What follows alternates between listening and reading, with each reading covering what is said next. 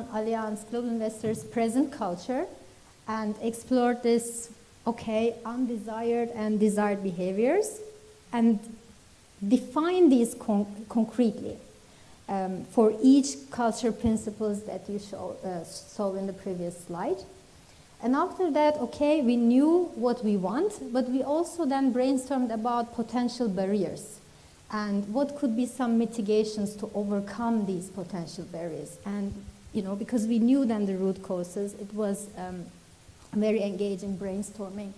And lastly, we developed measures to implement this culture shift. And then each journey team member, we were acting as ambassadors in the function. And we had the full freedom to choose where we wanted to give our energy and fully support and make sure these things happened. And that was the overall outcome of this journey team, globally defined behaviors at Allianz Global Investors, which were then part of our how goals, and we were kept accountable for that. So it was part of the performance system, and it still is. And for me then, in this case, I am part of technology operations and products function. I volunteer to support being sustainable in everything we do culture principles. And here you see the example, how we define them. And you see the last part, it also meant taking care of ourselves mentally and physically. But still, this wasn't tangible enough. How would we really act on it? And that's how it again all started. So we were thinking, what would it take to practice this, right? And we said, we need enough time, and we also need enough people to practice this together and to keep each other accountable.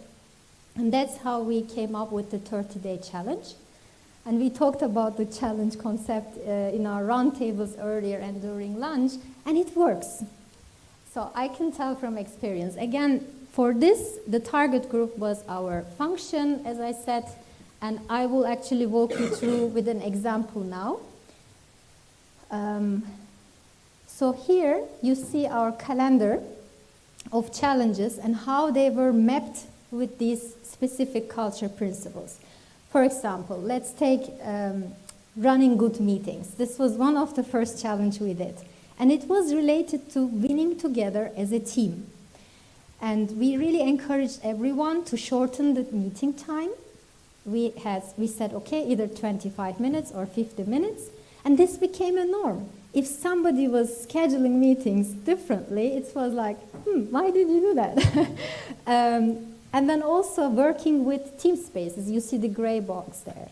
We encourage everyone to avoid the email ping pong. And we all had in our signature to use Microsoft Teams chat. And that was just to give you a little bit idea how we designed these. And now creating healthy habits. This topic is really one of my passions. And actually, now you see the way we actually run the challenge. Every month, you see, we had a dedicated email which we send out to everyone in the function. In this email, we had a video from our management team sponsoring this challenge, encouraging everyone, and also sharing their personal insights, why this topic is important, and they were standing behind it. And with this one-pager, as you see, it was so simple. It explained what the challenge is about. In this case, we were encouraging people to create routines, morning routine, evening routine, and break during the day. And for some, also we created some wild cards. Some colleagues wanted to go above and beyond and challenge themselves a bit more, and they could go and try out different things. And we also explained, of course, the reason why we focus on it, how they can get started, things to keep in mind, and also provided supportive resources. And we didn't let them off the hook. We sent them reminders exactly on day 15. And you see in the title we shared, but there is more, wait. And that's how we then promoted further our group coaching program, which I will share in a sec. And each email, or each challenge also had the structured feedback mechanism. So we sent a survey and didn't leave it there. We communicated back the results. It was all transparent. So people knew we will openly and anonymously share the results. Right. And this came at a very interesting time. I got also certified as functional medicine health coach. And I had this knowledge and I had this passion and interest. So I designed and delivered this follow-up program to the challenge for interested people who signed up. So we were 20 people. Why I'm saying this, it really allowed people to deep dive in building these healthy habits. So it wasn't just one-time purchase, so to say, but it was really investing in their long-term healthy habits. And we started with setting the right environment. We talked about making the right food choices and increasing our energy with circadian rhythm and having a good sleep hygiene, but also creating opportunities for self-care and building tiny habits. So that was a very important, we touched on that. And the way it was structured was every Friday, 90 minutes. First part was focused on the educational content, but the rest, we were really having this exchanging and coaching each other, and the body concept helped as well a lot.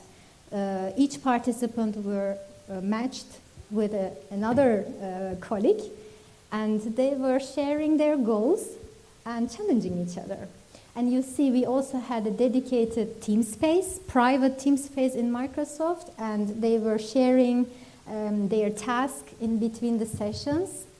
And we also gave them, again, assignments and journaling tasks and handouts. And the results were really speaking for themselves, so they all were satisfied with the relevance, practicality, and clarity of the program. And they all said they will continue implementing these new healthy habits. And I'm also very happy to see almost all colleagues left or eliminated at least one harmful habit that were affecting their health. Indeed. And the key takeaways, I can't highlight enough the power of community. And we talk a lot about culture today. And again, this was a very good example of bringing like-minded colleagues, and which they could share and inspire each other for healthier lifestyle was really good, and creating this awareness. And also self-care topics. So it wasn't just maybe one yoga class or just a nutritional class. It was covering a holistic approach of health and awareness. I love to say that good health is contagious, but in a good way. And raising awareness about this topic will attract even more colleagues.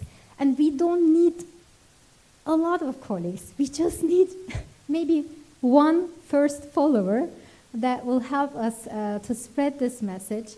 And actually, my wrap-up will be that video, which I will show in a second. I hope the sound works. Oh.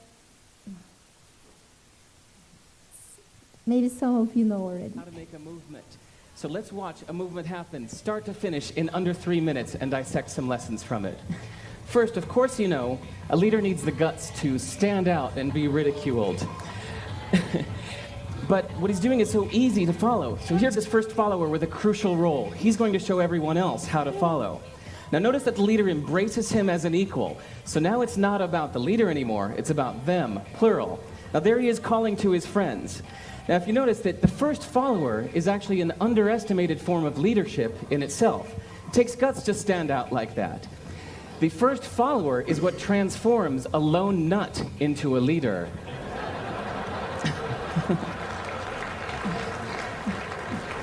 And here comes a second follower. Now it's not a lone nut, it's not two nuts, 3 is a crowd, and a crowd is news. So a movement must be public.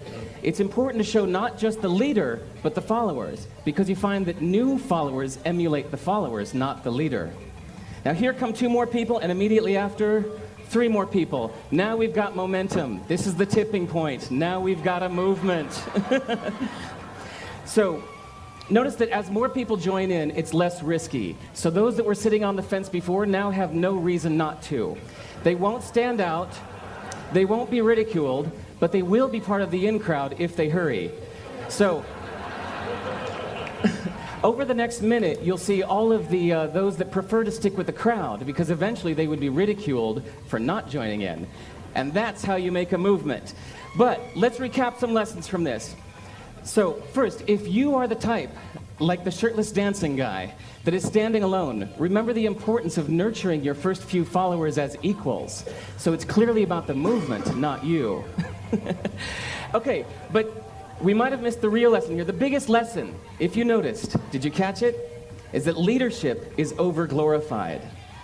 That yes, it was the shirtless guy was first, and he'll get all the credit. But it was really the first follower that transformed the lone nut into a leader. So as we're told that we should all be leaders, that would be really ineffective. If you really care about starting a movement, have the courage to follow and show others how to follow. And when you find a lone nut doing something great, have the guts to be the first one to stand up and join in. And what a perfect place to do that, TED. Thanks.